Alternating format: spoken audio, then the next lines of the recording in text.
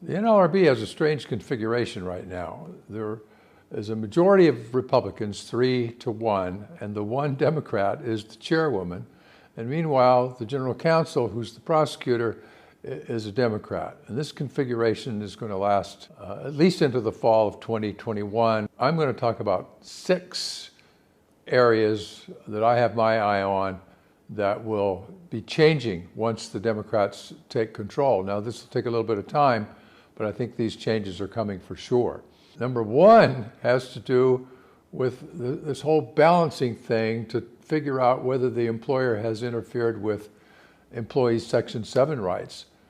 The big case from the Republican era was the Boeing case, where they divided conduct into 3 tiers, and it's somewhat complicated and results in fewer cases in which there's an interference by the employer of the Section 7 rights. And so we can expect the Democrats to either modify the Boeing case or keep using the Boeing case but tilt things in favor of finding violations. Another one has to do with union buttons on uniforms.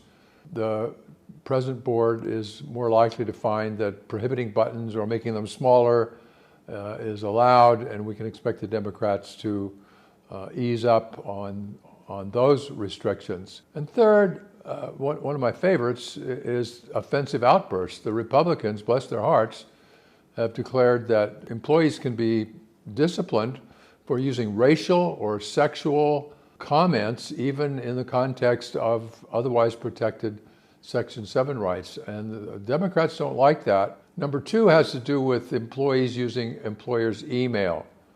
That can be prohibited by employers now, and we can expect a rollback to allow employees to use employers' email for the purposes of union organizing. Then we have a couple of items that come under the heading of employee definition. One is independent contractors. The current board has emphasized the workers' ability to have entrepreneurial opportunities, whereas Democrats are they're not interested in that.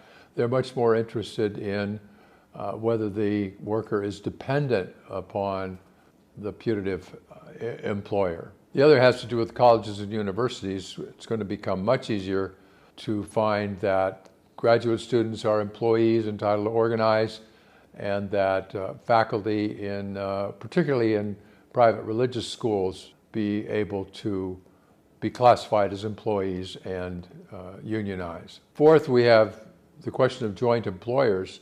The current board looks at whether the 2 employers have actual, active, direct control over the employees' activities, whereas the Democrats are probably going to move toward whether the 2 employers have the right, whether they exercise it or not, to control the activities of the employees.